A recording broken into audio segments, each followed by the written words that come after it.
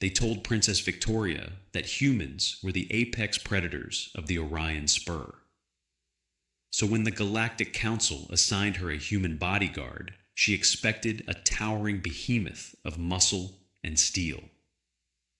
Instead, she got Cole, a tired-looking guy in a faded jacket who spent most of their journey drinking stale coffee and avoiding eye contact.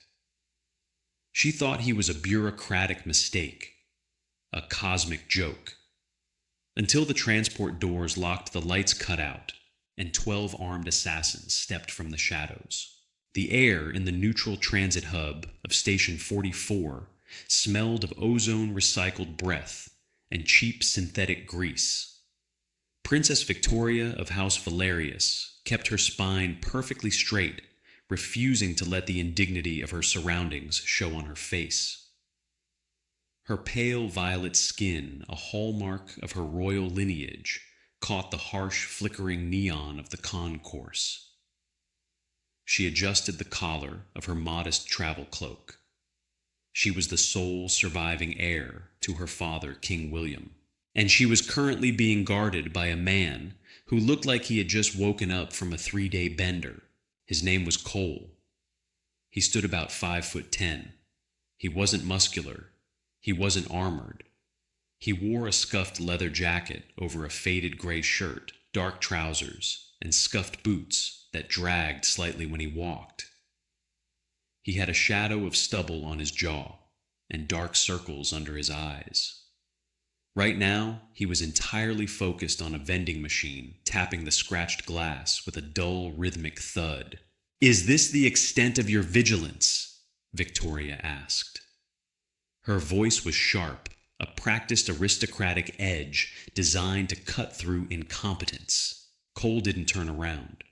He just hit the machine a little harder with the heel of his hand. A dented can of synthetic caffeine rattled down the chute. "Machine's been eating credits," he mumbled, bending down to retrieve it. He popped the tab.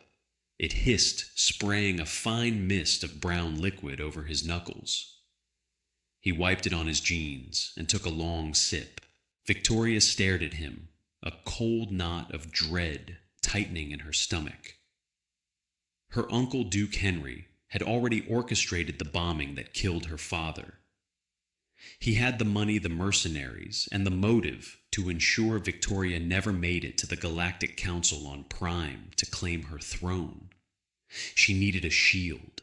She needed a warrior.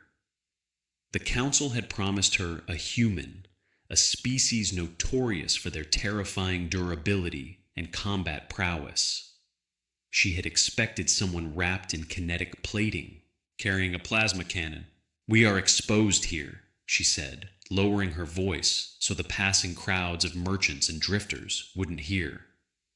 "My uncle's men could be anywhere." "I know," Cole said. He took another sip. He wasn't looking at her. He was looking at the ground, or maybe his own shoes. "Then perhaps you should act like it. You haven't scanned the perimeter. You haven't deployed a perimeter drone. You don't even have a visible weapon." Cole finally looked at her. His eyes were a pale, washed-out blue. They looked empty.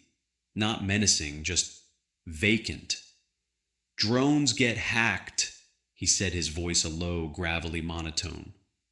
"Guns make people nervous, and scanning the perimeter makes you look like a target.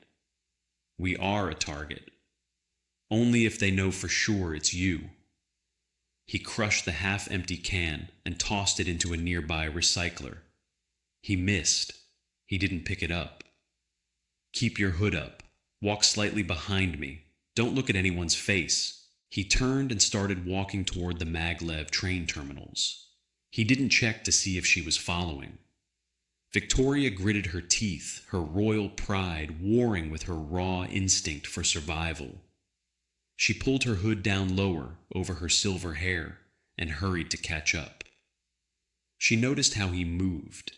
He was slow, sluggish.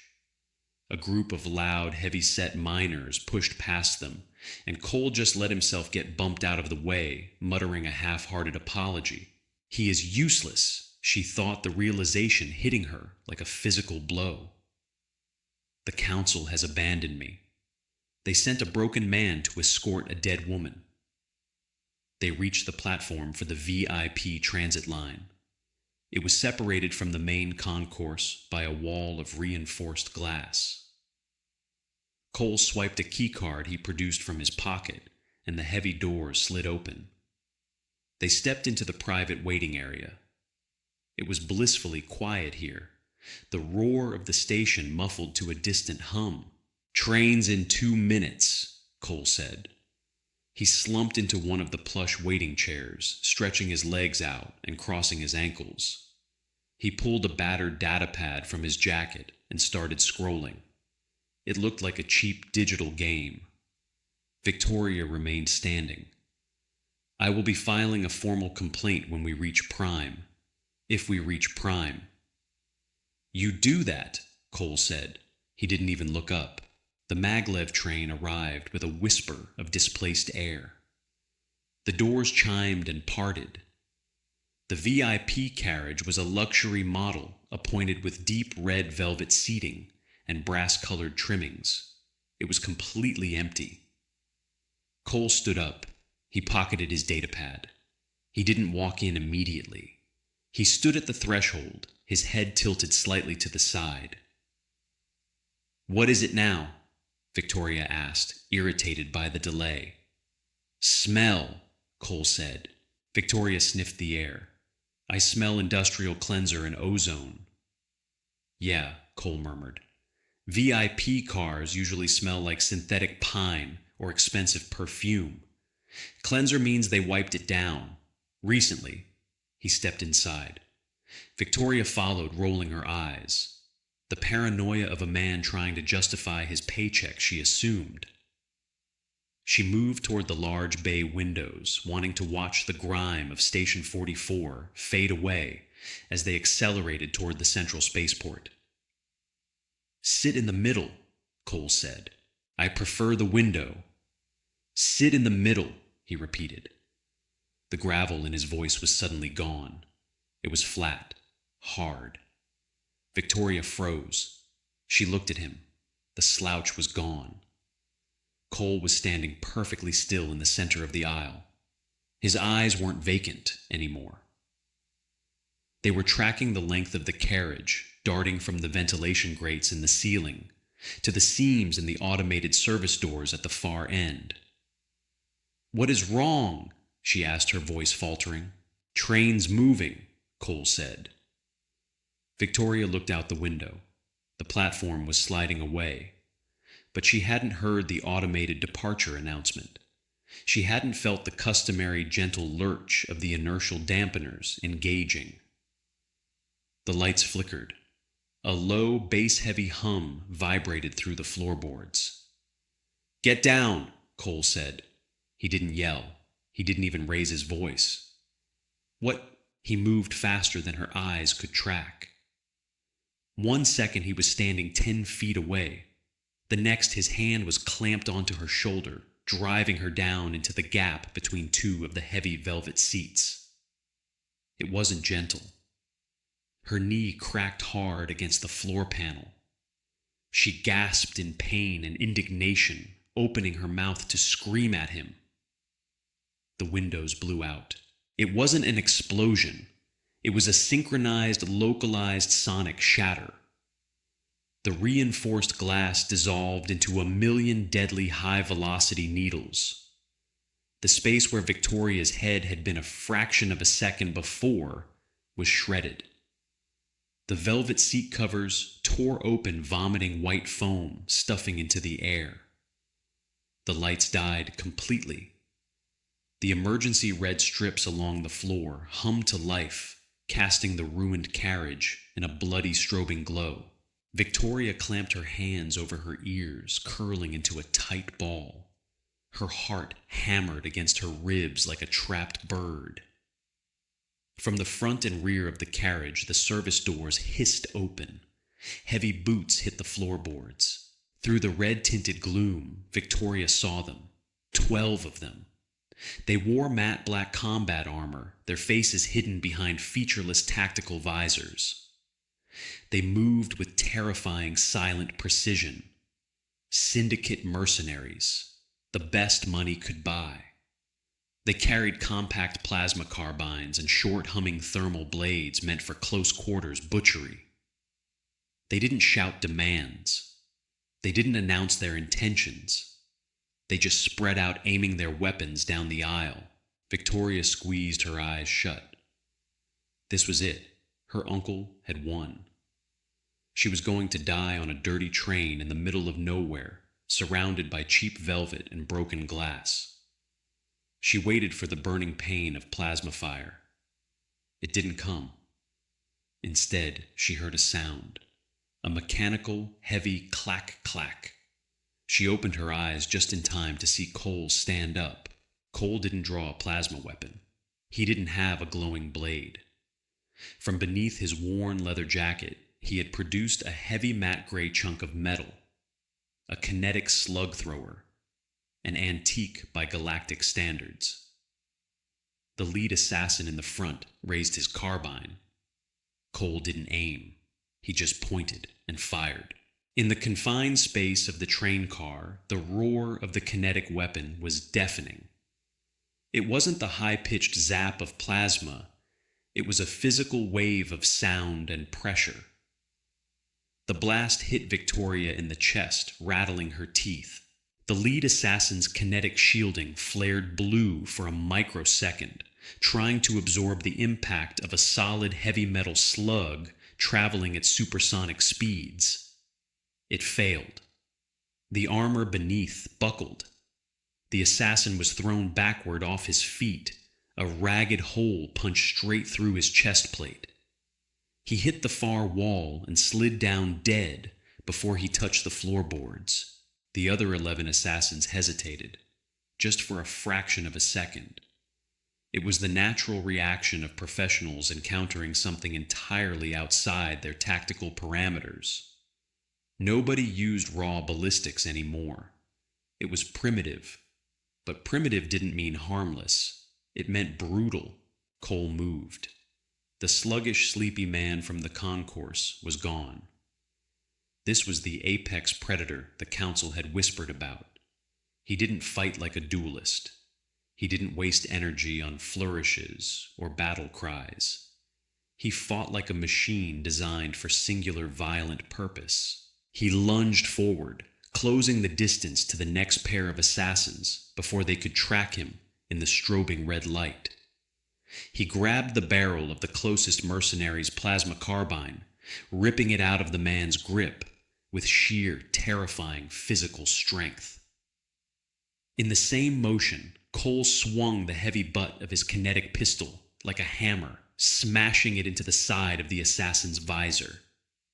Polyglass shattered. Bone crunched. The man dropped like a stone.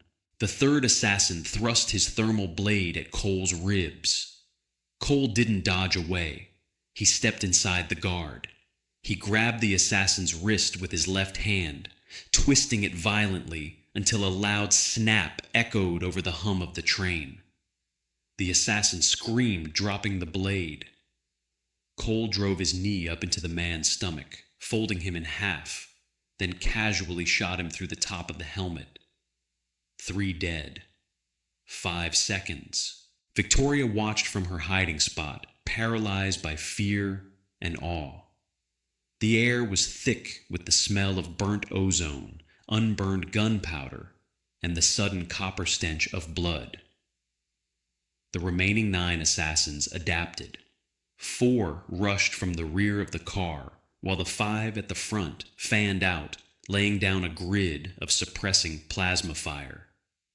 Superheated bolts of blue energy scorched the air, melting the velvet seats and bubbling the metal walls. Cole dove. He hit the deck, sliding behind the ruined bulk of a heavy passenger seat. He didn't stay pinned. He reached up, grabbed a heavy metal fire extinguisher from its mounting bracket on the wall, and hurled it down the aisle toward the rear group. "Down!" Cole barked at Victoria. She pressed her face into the floor. Cole fired a single shot into the airborne extinguisher. The pressurized canister detonated. A massive cloud of dense freezing white chemical foam exploded down the rear half of the carriage. The 4 assassins there were blinded, their thermal visors whiting out from the sudden temperature drop. They fired blindly into the smoke. Cole ignored them. He rolled out from cover toward the 5 in the front. He was out of bullets. He didn't bother reloading. He dropped the heavy pistol and sprinted straight into the plasma fire. A bolt grazed his shoulder, charring the leather jacket and searing the flesh beneath. Cole didn't even flinch. He didn't make a sound. He tackled the closest mercenary at the waist, driving him backward into his companions. They went down in a tangle of limbs and armor. It became a brawl in the dark, lit only by the sweeping emergency lights and the occasional angry hiss of a dropped thermal blade melting through the floor. Victoria could only see glimpses of the carnage. She saw Cole wrench a thermal blade from a fallen man's hand. She saw him use it not to slash, but to punch short, brutal holes through the weak points in the armor, under the arms, at the neck, behind the knees. He was systematic. He was dismantling them. One of the assassins managed to get a hold of Cole from behind, locking a massive armored forearm around his throat. Cole didn't panic. He didn't struggle against the chokehold. He simply drove the heel of his boot downward, shattering the man's kneecap.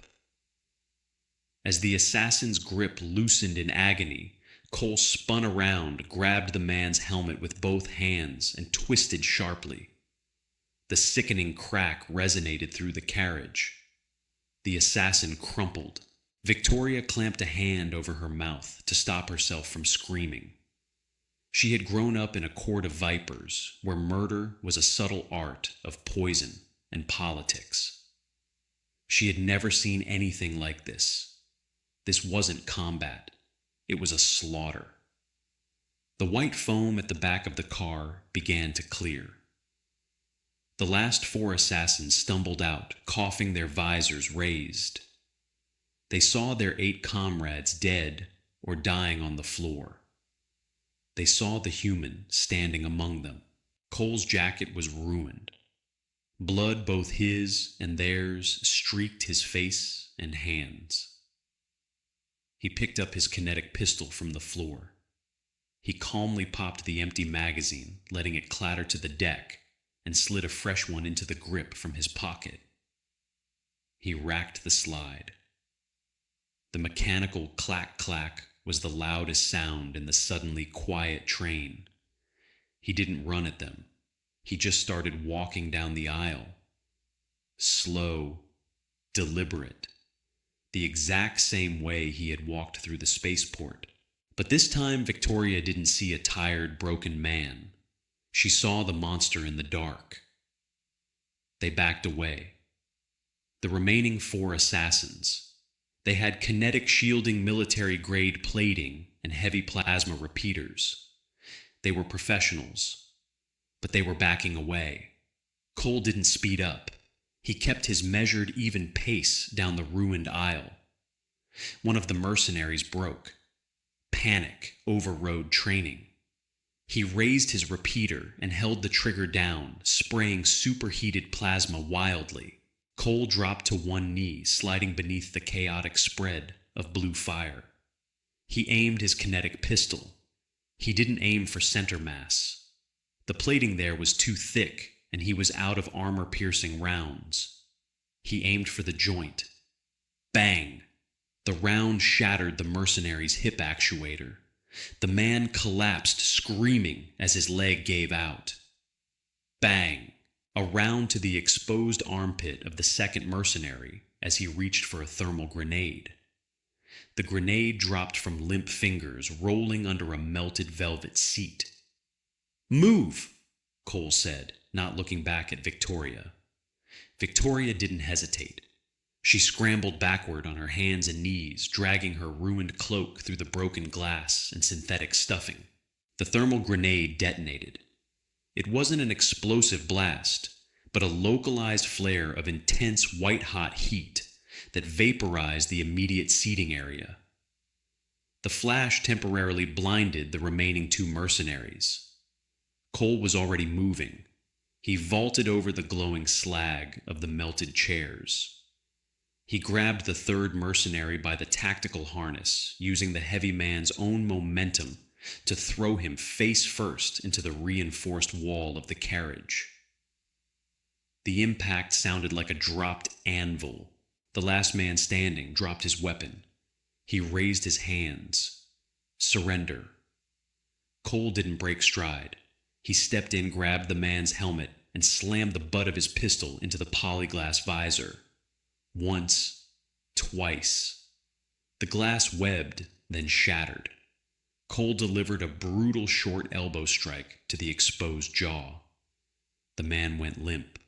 The carriage fell dead silent.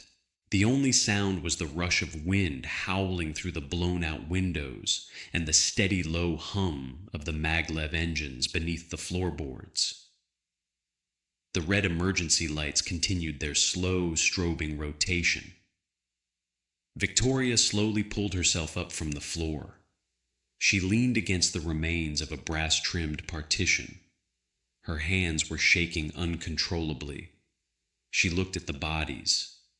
12 elite syndicate killers, butchered in less than 3 minutes. She looked at Cole. He was leaning against a window frame, checking the magazine of his pistol. His breathing was heavy, but measured. Blood dripped steadily from the graze on his shoulder, soaking into the gray shirt beneath his ruined leather jacket. He didn't look victorious. He looked exhausted. You killed them all, Victoria whispered. Her voice was raspy, dry as dust. Not all of them, Cole said. He pointed the barrel of his gun toward the front of the carriage. The first assassin, the one Cole had punched in the visor, was groaning, trying to push himself up on his hands. His helmet was cracked open, revealing pale, blood-slicked skin. Cole walked over to him. "Wait," Victoria said, stepping forward. "We can interrogate him. We need to know exactly who paid them." If it was my uncle, Cole ignored her. He crouched next to the groaning mercenary. He grabbed the man by the collar, hauling him halfway off the floor. "Who signed the contract?" Cole asked. His voice was a flat, dead rasp. The mercenary spat a wad of blood onto Cole's boots. "Go to hell, ape." Cole didn't flinch. He didn't get angry. He just sighed a tired, heavy sound. He pressed the barrel of the kinetic pistol against the unprotected joint of the man's knee. "Last chance," Cole said. The mercenary's eyes widened. "Valerius. It was Duke Henry Valerius. He paid in untraceable Aurum bars. The drop is at Sector 4. Just don't..." Cole pulled the trigger. The gunshot was deafening in the enclosed space. The mercenary screamed, thrashing on the floor. Victoria recoiled in horror. "What are you doing? He told you what you wanted to know." "He lied," Cole said. He stood up. "Nobody pays in physical aurum anymore. It's too heavy to move silently. And Sector 4 is a corporate lockdown zone. You can't stage a dozen mercs out of there without setting off orbital alarms." He aimed the gun at the mercenary's other knee. "Stop!" Victoria shouted. The aristocratic command was back in her voice, laced with genuine panic. "This is barbaric. He is defeated. The Galactic Council strictly forbids torture." Cole looked at her. Those pale blue eyes were completely dead. "The Galactic Council isn't here, Princess. The Galactic Council put you on a train with a target painted on your back.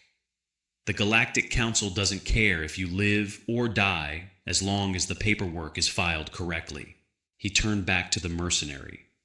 "Who?" The man was weeping, now clutching his ruined leg. The Viceroy Kalen. He wants the Valerius mining rights. He knew Duke Henry was planning a hit, so he funded a better one to frame him. Please, that's the truth. Cole studied the man's face for a long second. Then he raised the pistol and shot him in the head. Victoria screamed. It was a sharp, involuntary sound. She clamped her hands over her mouth, staring at the fresh corpse. Her stomach heaved. She turned away, retching dryly onto the ruined carpet. "Why did you do that?" she gasped, tears stinging her eyes. "He surrendered. He told the truth." "Because he saw your face," Cole said, simply. He holstered the heavy pistol beneath his jacket. "And he knows I'm human." They were expecting a standard Royal Guard detail. Now they know what they're up against. If I let him live, he talks. If he talks, the Viceroy sends a strike team instead of an ambush squad. We don't survive a strike team. Cole walked over to one of the dead assassins and began stripping the ammunition pouches from the man's tactical webbing. He tossed a compact plasma carbine onto a relatively clean seat. "Pick it up," Cole ordered. Victoria stared at the weapon. It looked heavy. It looked like murder. "I do not use weapons. I am royalty. My bloodline is diplomatic. Your bloodline is currently leaking all over the floor of a moving train," Cole countered, slinging a bandolier of thermal grenades over his good shoulder. "Pick up the gun. You don't have to shoot it. Just carry it. It makes people think twice before grabbing you." He moved to the service door at the rear of the carriage. He pulled a small, battered multi-tool from his pocket and began prying at the digital locking mechanism. "What are you doing?" Victoria asked, wiping her mouth with the back of her trembling hand. "The train is still moving. We are miles from the prime central terminus." "Exactly," Cole said. Sparks showered from the control panel as he crossed a pair of wires. "The terminus will be swarming with Viceroy Kalen's people. They'll be waiting to see if this squad succeeded. We pull into that station, we're dead." "So, how do we get off?" Cole slammed his fist into the shorted panel. The heavy service door groaned, then slid open, revealing the rushing, blurred darkness of the transit tunnel. The wind howled into the carriage, whipping Victoria's silver hair around her face. "We jump," Cole said. The wind was a physical force, tearing at their clothes and stealing their breath. Below them, the concrete walls of the transit tunnel blurred into a continuous gray smear. The train was traveling at nearly 300 miles per hour. Victoria stood at the edge of the open doorway, clutching the plasma carbine to her chest like a shield. She looked down at the rushing ground and felt her knees turn to water. "Are you insane?" she yelled over the roar of the wind. "We will be pulverized." "Not here," Cole yelled back. He was studying a small, cracked datapad, his eyes tracking a set of scrolling numbers. "There's a maintenance junction coming up. The tunnel widens. There are emergency deceleration netting systems installed for derailed cargo cars. We hit the net, we survive." "And if we miss the net," Cole didn't answer. He just watched the datapad. "Cole, 3 seconds," he shouted. "Grab hold of me. Do not let go. Tuck your head." Victoria didn't have time to argue with her survival instincts. She dropped the carbine, lunged forward, and wrapped her arms around Cole's waist. He felt solid, like a block of warm concrete. He grabbed her by the heavy fabric of her travel cloak, holding her tight against his uninjured side. "Now!" He threw them out of the door. For 2 agonizing seconds, there was nothing but the sickening sensation of freefall and the deafening roar of the wind. Victoria squeezed her eyes shut, waiting for the bone-shattering impact. They hit the deceleration net. It felt like being punched by a giant. The breath was driven from Victoria's lungs in a sharp gasp. The high tensile polymer mesh caught them groaning under their combined kinetic energy. They stretched the net to its absolute limit, bouncing violently before the mesh snapped back, dumping them onto a narrow graded maintenance catwalk. Victoria rolled, scraping her face against the cold metal grating. She lay there gasping for air, her entire body throbbing with bruised, battered pain. She heard a heavy thud nearby, followed by a low curse. Cole had landed harder. Victoria forced herself up onto her elbows. They were in a cavernous, dimly lit subterranean space. Massive support pillars rose into the gloom, dripping with condensation and chemical runoff. The air smelled of sulfur, rotting garbage, and cheap synthetic fuel. The roar of the maglev train faded into the distance. They were in the Undercity, the forgotten decaying foundation upon which the glittering spires of Prime were built. Cole was sitting against the railing of the catwalk, his breathing ragged. He was pressing a hand against his side. "Are you injured?" Victoria asked, her voice trembling. She crawled over to him. "Broke a rib," Cole grunted. "Maybe two. Hard to tell." He pulled his hand away from his side. His fingers were slick with fresh blood. The plasma graze on his shoulder had torn open during the fall. "We need a medical facility," Victoria said, looking around at the desolate, dripping shadows. "We need to contact the authorities." "No authorities," Cole said, pushing himself up to a standing position with a wince. "The Viceroy controls the city watch. We go to a hospital, we wake up with our throats cut." He began limping down the catwalk, heading toward a rusted metal stairwell that descended deeper into the gloom. "Where are we going?" Victoria demanded, struggling to her feet and following him. Her fine clothes were soaked with filthy water, her royal dignity completely shattered. She felt utterly lost. "Down," Cole said. "Where the rats live. Rats know how to hide." They descended for what felt like hours. The air grew thicker, heavier, choked with the smog of a million illegal generators and unregulated foundries. Neon signs flickered through the permanent fog, advertising cheap liquor, illicit cybernetics, and synthetic dreams. The inhabitants of the Undercity moved like shadows, hunched and suspicious, their eyes darting away from the two strangers. Victoria kept close to Cole. Despite his injuries, despite his exhausted posture, the Undercity denizens gave him a wide berth. They could smell the fresh blood on him. They could see the heavy kinetic pistol holstered at his hip. In a world of predators, they recognized a bigger one.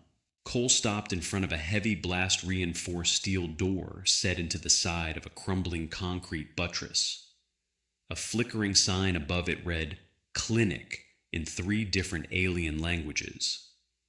The glass in the sign was broken. He pounded on the door. 3 heavy rhythmic knocks followed by 2 fast ones. A small viewing port slid open. A pair of cybernetic red-glowing eyes peered out. "We're closed," a synthesized metallic voice rasped. "Open the door, Jax," Cole said. The eyes blinked. Cole. "You look like pounded meat. Who's the purple skirt?" "A paycheck. Open the door before I shoot the lock and your face along with it." The viewing port slammed shut. A series of heavy locking mechanisms disengaged, and the steel door swung open. The clinic was a cramped, sterile-smelling nightmare. Rusted surgical tables were bolted to the floor, surrounded by ancient diagnostic machines, patched together with duct tape and scavenged wiring. The proprietor, Jax, was a massive multi-limbed alien, whose original species was impossible to determine beneath the heavy layers of illegal cybernetic plating. In the back, Jax grumbled, waving a mechanical claw toward a small side room. Don't bleed on the monitors. Cole led Victoria into the back room and collapsed onto a low vinyl cot.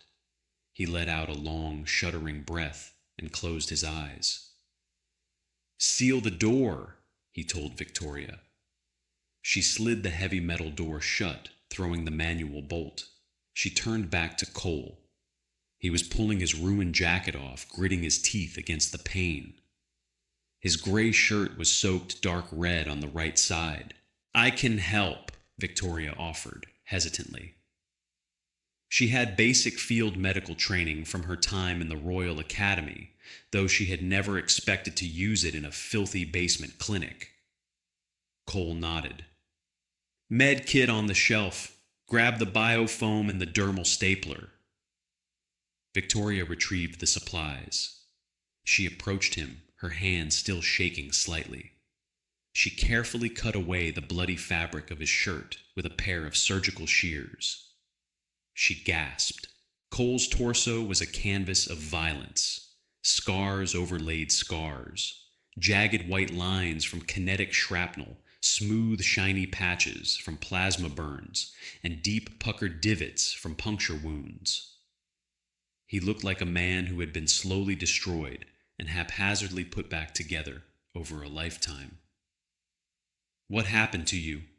She breathed, staring at the roadmap of trauma across his chest. Life, Cole said flatly. Spray the foam on the shoulder. Victoria aimed the canister and sprayed the thick white biofoam over the plasma burn. It hissed, reacting with the raw tissue numbing the pain and sealing the ruptured blood vessels. Cole didn't even flinch. The council said humans were apex predators, Victoria said quietly, as she picked up the dermal stapler to close the deeper laceration on his side. They spoke of your military campaigns, the siege of Orion, the cleansing of the outer rim. They made you sound like gods of war, invincible. Cole let out a dry, humorless chuckle. Gods of war, right. You know who writes the history books, Princess the bureaucrats. The guys sitting in clean offices on Prime, looking at casualty reports. They see a victory. They don't see what it takes to get it. Victoria aligned the stapler over his wound and pressed the trigger. Clack. A heavy metallic staple bit into his flesh. We aren't invincible, Cole continued, staring up at the water-stained ceiling. We don't have impenetrable skin or acid for blood. We just don't know how to quit. When other species get hit, they fall back. They recalculate. They surrender. Humans. We just get mad. We keep pushing. We bleed, we break, we die. But we make the other guy die faster. Clack. Another staple. Is that why they chose you for this mission? She asked, looking at his face. Because you do not quit. They chose me because I was cheap princess, Cole said, turning his head to look at her. I'm a washout, a mercenary who lost his squad and his nerve 5 years ago. I took this job because it was supposed to be a milk run. Escort a VIP on a luxury train, drink some decent coffee, get paid. Victoria stopped stapling. She stared at him, the realization settling over her like a heavy, cold blanket. You are not an elite operative. No, you are just a man, a very tired man. Cole agreed.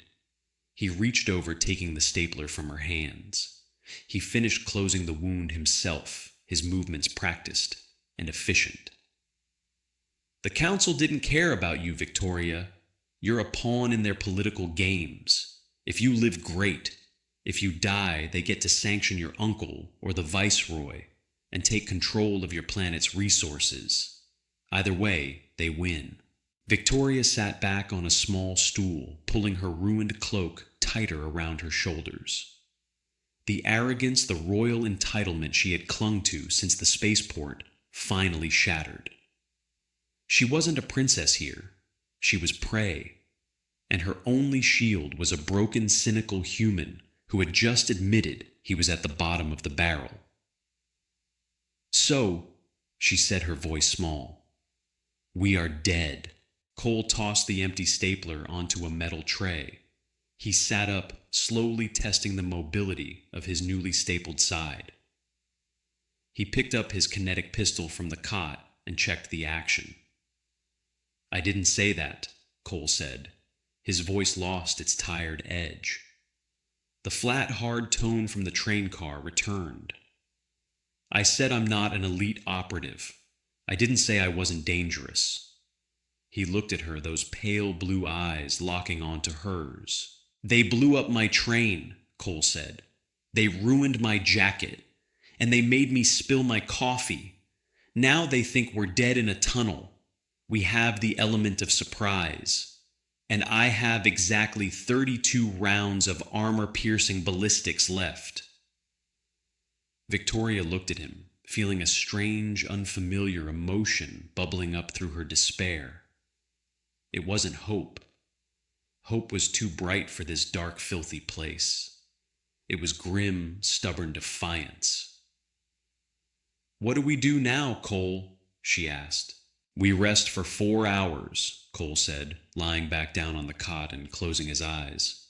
"Then we go hunt a viceroy." 4 hours in the Undercity felt like a decade. Victoria did not sleep. She sat on the edge of the vinyl cot watching Cole. He slept like a corpse. His breathing was so shallow, so quiet, she had to lean in twice just to make sure he hadn't bled out internally. He didn't toss. He didn't turn.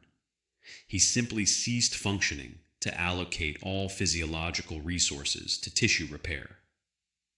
It was a terrifyingly practical biological response. When the digital chronometer on the wall ticked over to the 4th hour, Cole's eyes snapped open. There was no grogginess, no slow transition from dreams to reality. He went from 0 to active in a microsecond. He swung his legs off the cot. He grimaced as the newly stapled skin on his side pulled tight, but he didn't make a sound. He picked up his ruined leather jacket, inspected the charred and blood-soaked hole in the shoulder, and tossed it into a biohazard bin in the corner. "Jax!" Cole called out. His voice was a dry rasp. The heavy metal door slid open. The multi-limbed cyborg filled the frame, his optical sensors whirring as they adjusted to the dim light of the recovery room. "You're alive," Jax noted, his synthesized voice lacking any actual surprise. "I win the pool. Now pay up for the biofoam." "Put it on my tab," Cole said. He walked past Jax into the main clinic area, his boots heavy on the grating. "I need gear, and I need a route up to the sun spires." Jax crossed his upper set of mechanical arms. "You're an idiot, Cole. You got a death wish, keep it out of my shop. Viceroy Kalen's private security firm just locked down the central transit hubs. They're sweeping the mid-levels. They know you fell, and they know you didn't leave a body. Then they'll be looking for a battered human and a terrified princess trying to sneak onto a freighter," Cole said. He began rummaging through a metal locker, bolted to the far wall, ignoring Jax's indignant sparking. "They won't expect us to walk through his front door." Victoria stepped out of the back room. She had used a utility knife from the medical tray to shear off the bottom half of her ruined travel cloak. She had tied the remaining heavy fabric around her waist like a makeshift belt, revealing practical dark leggings beneath. She had scraped the dirt from her face, but she left her silver hair tied back in a messy practical knot. The aristocratic polish was gone. What remained was a grim, pale survivor. "He is right," Victoria said. Jax's optical sensors dialed in on her glowing a brighter shade of red. The skirt speaks. "My name is Victoria," she said, her voice steady, "and Viceroy Kalen ordered my execution. If we attempt to flee the capital, we will be hunted until we run out of places to hide. I refuse to die exhausted in a ditch. If I am to be assassinated, I will look the man responsible in the eye before it happens." Cole pulled a black reinforced canvas duster from the locker and slipped it on. It was slightly too big, hanging loosely over his frame, but it concealed the heavy kinetic pistol sitting on his hip. He paused, looking at Victoria. A faint, almost imperceptible smirk touched the corner of his mouth. "She's learning," Cole said. He tossed a heavy metallic object onto the surgical table. It landed with a dull clank, a magnetic pulse charge. "I need 3 of these jacks, fully primed, and I need a maintenance schematic for Spire 7. The primary ventilation shafts, not the service elevators." Jax grumbled a sound like grinding gears. He turned to a terminal and punched in a rapid sequence of commands. "You're paying triple for the pulse charges, and the schematic is 10 years out of date. Kalen retrofitted the Spire when he bought out the Valerius mining contracts. The exterior ventilation grills are laser meshed now." "We aren't going in from the outside," Cole said. "We're going up through the foundation." 15 minutes later, they left the clinic. Cole's pockets were heavy with illegally acquired ordnance paid for with a royal signet ring Victoria had hidden in her boot. They moved out into the suffocating smog of the Undercity. The ascent began. They did not take the public elevators. Those were death traps heavily monitored by biometric scanners and corporate security drones. Instead, Cole led them through the skeletal infrastructure of Prime itself. They climbed rusted maintenance ladders, slick with chemical dew. They shimmied across narrow, vibrating support beams, suspended over bottomless chasms of churning machinery. Victoria's muscles burned. Her lungs ached, pulling in the thin, toxic air of the deep levels. But she did not stop. She did not complain. Every time she felt her grip slipping on a rusted rung, she pictured the faces of the 12 assassins on the train. She pictured the dead, vacant look in Cole's eyes when he pulled the trigger. She channeled her fear into momentum. Cole moved with a slow, agonizing precision. The broken ribs restricted his breathing. The staples in his side bled sluggishly, staining the gray shirt under his new duster. Yet he never faltered. He was a machine running on fumes and sheer stubborn spite. After 3 hours of vertical climbing, the environment began to shift. The rust and smog gave way to polished permacrete and cold, sterile LED lighting. The deafening roar of the Undercity faded into a low electrical hum. They had reached the underbelly of the sunspires, the floating elite districts, where the sky was artificially cleared and the air smelled of ozone and imported flora. They crouched on a catwalk overlooking a massive circular cavern. In the center rose a colossal pillar of polished black metal. Spire 7, the Viceroy's fortress. "The main foundation strut," Cole whispered, pointing at the base of the pillar. "There's a thermal exhaust port at the bottom. It vents heat from the Spire's private fusion reactor. It opens for exactly 12 seconds every hour to cycle the core. 12 seconds! Victoria repeated, her stomach twisting.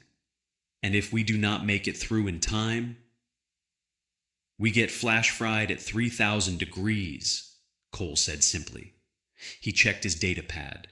The screen was cracked, but the timer application was still running. Next cycle is in 4 minutes.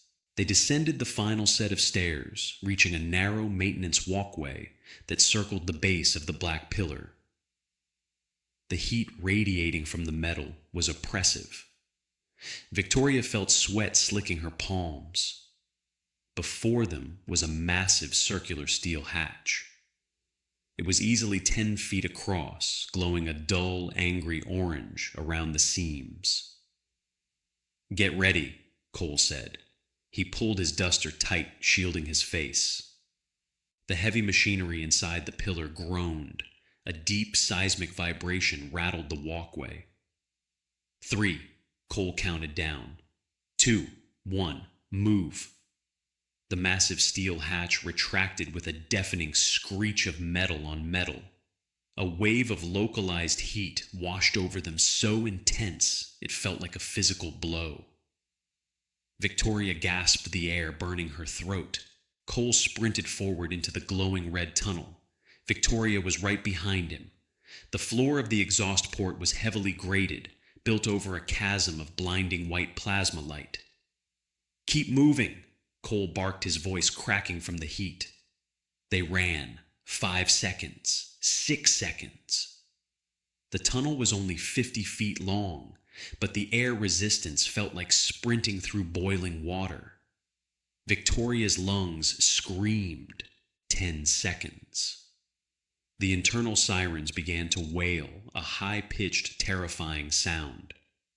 The massive steel hatch at the entrance began to slide shut. Ahead of them, a secondary hatch was opening, revealing a dark, vertical shaft. "Jump!" Cole yelled. He threw himself through the secondary opening. Victoria didn't think. She launched herself forward just as the primary hatch slammed shut behind them with the force of a bomb detonating. The shock wave blew her through the opening. She collided with Cole, and they both tumbled hard onto the cold, solid floor of the vertical shaft. Above them, the secondary hatch sealed shut, plunging them into total darkness. A second later, a muffled roar echoed beneath them as the exhaust port purged its 3,000-degree fire. Victoria lay in the pitch black, gasping for cool, sterile air. Her entire body trembled. She could hear Cole coughing wetly in the dark beside her. "We are in," she whispered. "Yeah," Cole groaned, the sound of a heavy kinetic pistol being unholstered, echoing in the tight space. Now the hard part starts. The ventilation shaft was dark, narrow, and smelled heavily of synthetic pine disinfectant. It was a jarring contrast to the sulfur and blood of the Undercity. This was the scent of manufactured perfection. Cole clicked on a small, muted tactical light attached to the barrel of his pistol. The beam cut through the darkness, illuminating the brushed steel walls of the vertical climb ahead of them. "We go up 3 levels, Cole whispered. "That puts us in the sub-basement of the Spire's security hub. We need to disable the internal tracking grid before we hit the residential floors." He began to climb the internal maintenance rungs. His movements were slower now. The sprint through the exhaust port had taken a heavy toll on his battered body. Victoria followed close behind her eyes, fixed on the scuffed heels of his boots. They climbed in silence for 20 minutes. The only sound was the soft scrape of leather against metal and the ragged intake of Cole's breath. They reached a horizontal grating. Cole held up a closed fist. Victoria stopped. Cole pressed his ear against the metal.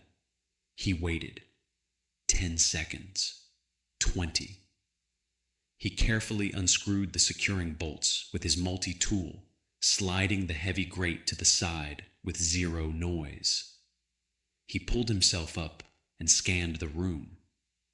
He motioned for Victoria to follow. They emerged into a massive, dimly lit server room. Rows of towering black mainframes hummed quietly, processing the vast amounts of data required to run the Viceroy's private empire. The air here was freezing chilled to keep the quantum processors from overheating. "Stay low," Cole breathed immediately, dropping into a crouch and moving toward the nearest bank of servers. Victoria mirrored his movement. She felt the heavy weight of the plasma carbine she still carried on her back. She hadn't fired it yet. She hoped she wouldn't have to.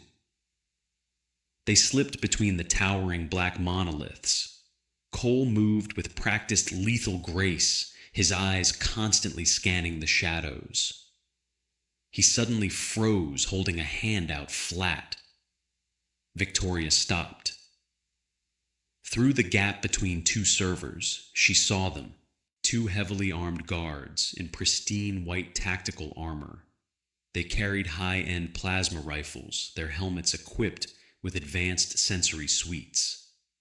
They were pacing slowly down the central aisle, their boots clicking rhythmically against the polished floor. "Corporate elites," Cole whispered, his lips barely moving.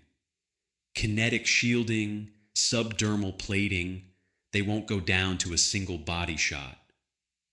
"Can we bypass them?" Victoria asked softly. "No, they're blocking the primary terminal." Cole reached into his duster and pulled out one of the magnetic pulse charges he had bought from Jax. He looked at Victoria. "I need a distraction, something that doesn't sound like a weapon." Victoria thought for a fraction of a second. She reached down, unclasped the heavy brass buckle from her ruined travel belt, and held it in her hand. It was solid metal, engraved with the Valerius crest. "When I throw it, move," she said. Cole nodded. He primed the pulse charge, the small device, letting out a barely audible whine. Victoria threw the heavy brass buckle hard against the far wall of the server room. It struck the permacrete with a sharp ringing clack that echoed loudly in the quiet space. Both guards snapped their weapons toward the sound, their helmet lights cutting through the gloom. "Movement in Sector 4. One of them barked into his comms, stepping forward. Cole moved. He didn't run. He glided out from behind the server bank, like a shadow detaching itself from the wall. He closed the distance to the rear guard in 2 long, silent strides. He didn't use the gun. He slapped the magnetic pulse charge directly onto the back of the guard's white armor. The device detonated. It wasn't an explosive blast, but a massive localized electromagnetic spike. The guard's kinetic shielding shattered instantly. The advanced armor systems short-circuited, sending a violent electrical shock directly into the man's nervous system. The guard dropped like a stone, completely paralyzed, his armor smoking. The first guard spun around, raising his plasma rifle. Cole was already inside his guard. He grabbed the barrel of the plasma rifle, violently wrenching it upward. The superheated bolts scorched the ceiling, melting a security camera. Cole didn't hesitate. He drove the heavy steel barrel of his kinetic pistol directly into the soft, unarmored joint beneath the guard's chin, driving the man backward. As the guard stumbled, Cole swept his leg, taking the man off his feet. The guard hit the floor hard. Cole brought his boot down precisely on the man's wrist, shattering the bone and forcing him to drop the rifle. Cole aimed the kinetic pistol directly at the cracked visor. "Clear," Cole whispered. Victoria stepped out from the shadows. She stared at the 2 incapacitated guards. 10 seconds. Silent, brutal efficiency. Cole knelt by the paralyzed guard, quickly stripping a specialized key card from his tactical webbing. He walked over to the primary terminal at the end of the aisle. He slotted the card and began typing rapidly on the holographic keyboard. "What are you doing?" Victoria asked, keeping her eyes on the entrance doors. "Disabling the internal biometrics on the executive elevator." Cole said, his fingers flying across the keys. "And feeding a loop into the security cameras. To them, this room looks empty." He hit a final key. The terminal flashed green. "Done." Cole pulled the key card and turned to her. We have a clean path to the penthouse, but once we hit the executive floor, the stealth approach is over. The Viceroy's personal guard detail doesn't do patrols. They hold choke points. Victoria nodded slowly. She reached over her shoulder and unslung the plasma carbine. She gripped it with both hands, feeling the cold, deadly weight of it. I am ready, she said. Cole looked at her, really looked at her. He saw the grime on her face, the ripped clothes, the bruised knuckles. He saw a princess who had been thrown into the meat grinder and had chosen to grind back. He reached out and flipped the safety switch on her carbine from safe to active. The weapon hummed to life, a low, lethal vibration. Safety's off, Princess, Cole said, his voice hard. Keep it pointed at anything wearing white armor. Let's go fire a Viceroy. The executive elevator was a glass tube ascending the exterior of the spire. The city of Prime sprawled below them, a glittering carpet of neon and shadow. Victoria didn't look down. She looked at the plasma carbine in her hands. The metal was cold. The hum was steady. Cole stood beside her, leaning heavily against the glass. His breathing was a wet, ragged rattle. He checked the magazine of his kinetic pistol. 4 rounds left. He slid it back into the grip. The elevator chimed. Floor 120. The penthouse. The glass doors slid apart. The air instantly filled with the deafening roar of superheated plasma. The Viceroy's personal guard didn't bother with warnings. They had locked down the lobby, turning the marble foyer into a fortified kill zone. 6 heavily armored soldiers knelt behind overturned mahogany desks and reinforced decorative pillars. They laid down a suppressing fire so dense it turned the air into a blinding blue sheet of death. The kinetic shielding on the elevator doors instantly overloaded and shattered. Cole didn't flinch. He didn't take cover inside the glass box. He threw himself forward, rolling out onto the polished marble floor beneath the barrage. He hurled his last 2 magnetic pulse charges blindly over the makeshift barricades. The dual detonations rocked the lobby. 2 guards screamed as their armor shorted out the feedback loop, cooking their nervous systems.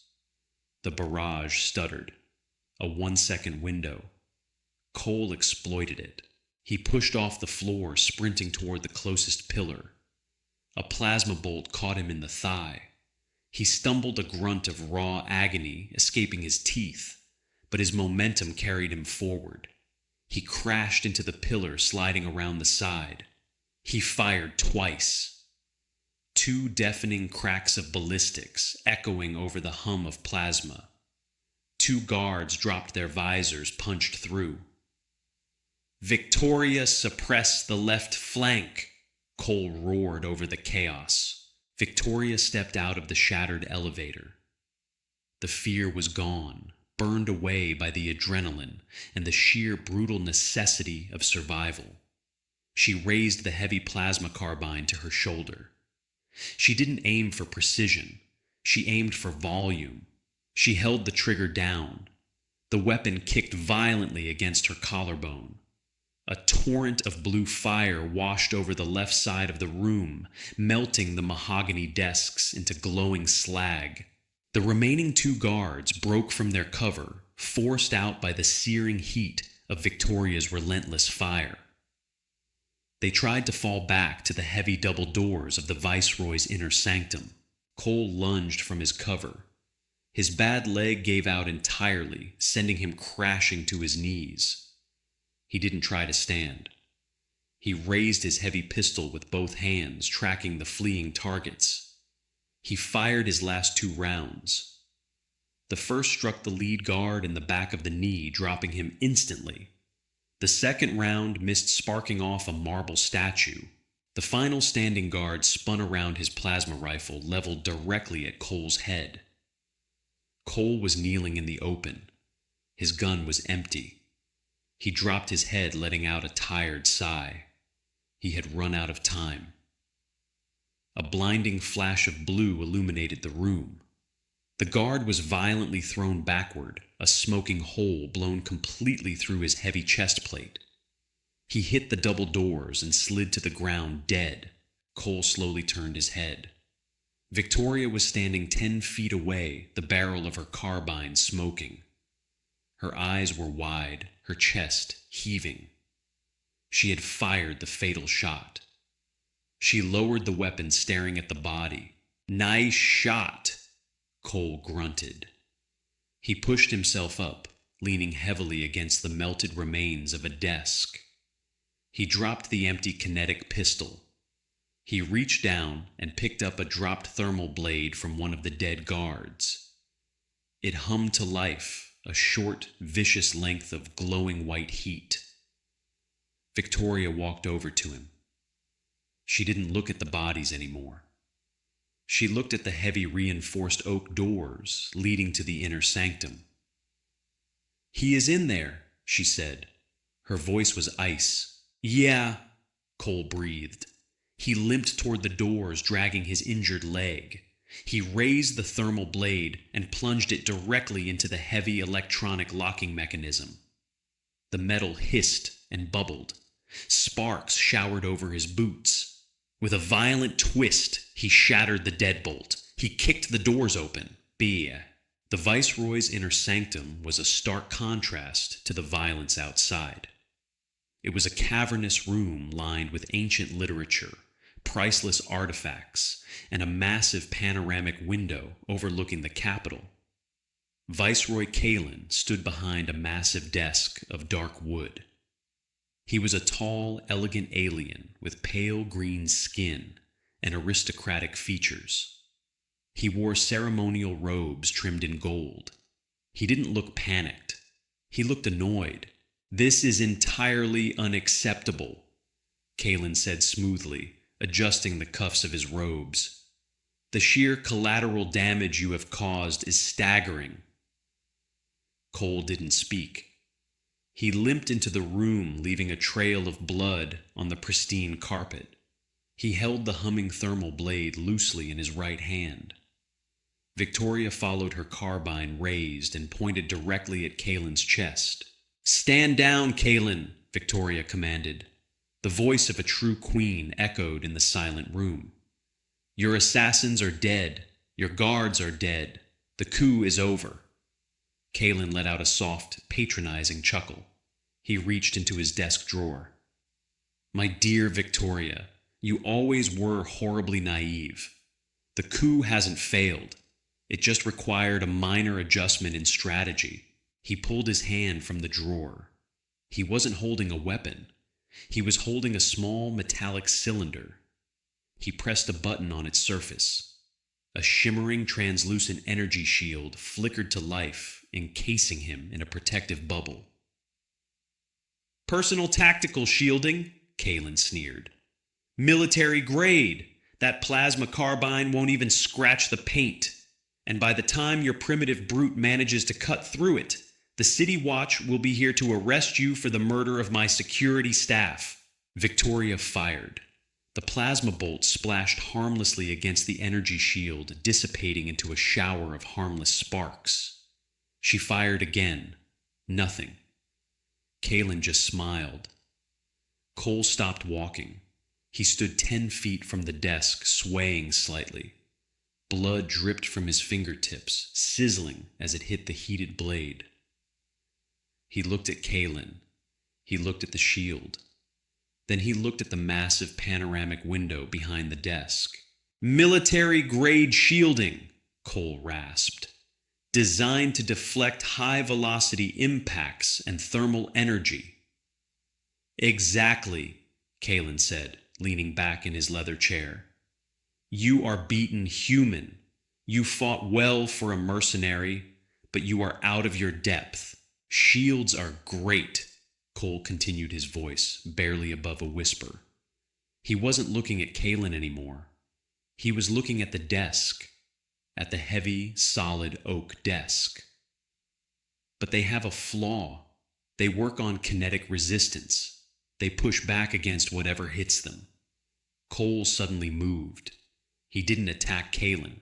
He threw the thermal blade. The glowing knife spun through the air and embedded itself deeply into the reinforced glass of the massive window behind Kalen. The glass immediately began to hiss and crack under the intense localized heat. Kalen turned frowning at the blade. "What are you doing?" Cole didn't answer. He lunged forward. He didn't strike the shield. He threw his entire battered body weight against the heavy oak desk. With a screech of wood against marble, the massive desk slid backward. It slammed violently into Kalen. The energy shield flared, resisting the kinetic force. But the desk didn't stop. Cole drove his boots into the floor, pushing with the last reserve of his terrifying, stubborn human strength. The desk pinned Kalen against the panoramic window. The shield pushed back against the desk and pushed back against the glass that was already weakened by the thermal blade. "Wait!" Kalen screamed, his aristocratic composure finally shattering. "Stop!" Cole pushed harder. The broken rib in his chest shifted. A fresh wave of blood soaked his shirt. He let out a primal, guttural roar. The window shattered. It didn't just break. It exploded outward under the immense pressure of the energy shield and the heavy desk. The vacuum of the high-altitude air pressure violently sucked everything out. The desk tumbled into the night sky, and Viceroy Kalen, trapped inside his impenetrable, unbreakable energy bubble, tumbled out with it. His scream faded into the howling wind. A 120-story drop.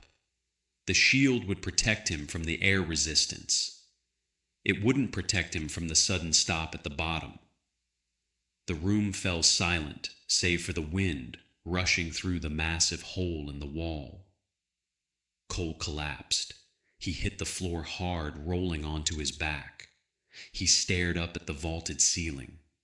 He was bleeding from a dozen wounds. He was out of breath. He was completely, utterly spent. Victoria dropped her weapon. She ran to his side, falling to her knees. She pressed her hands against his chest, feeling the ragged, uneven beat of his heart. "Cole," she whispered, her voice cracking. "Cole, stay with me. The authorities will be here soon. I am the queen now. I will command them to save you." Cole slowly turned his head to look at her. The dead, empty look in his eyes was gone. He looked tired. Just deeply, profoundly tired. "You did good, princess," he rasped, coughing weakly. "You didn't quit." "Because you taught me not to?" Victoria said, a single tear cutting through the dirt on her cheek. "You are not a broken man. You are the apex." Cole let out a dry, rattling chuckle. He closed his eyes. "Princess," he mumbled, his voice fading. "Yes, Cole, I am here. When the medics get here, tell them," he took a slow, rattling breath, "tell them I need a really good cup of coffee." Victoria smiled, wiping the tear from her face. She sat beside him in the ruins of the Empire, watching the neon lights of Prime bleed into the dawn. "I will ensure it is the best in the galaxy." If you loved this deep dive into the brutal and triumphant world of HFY storytelling, smash that like button to help the channel grow. Don't forget to subscribe and ring the notification bell so you never miss another epic sci-fi adventure. Did Cole's sheer stubbornness blow you away? Do you want to see Queen Victoria's next move? Drop a comment below and let me know your absolute favorite moment from the story. Share this video with your fellow sci-fi fans. Keep your head down out there in the void, and I'll see you all in the very next one.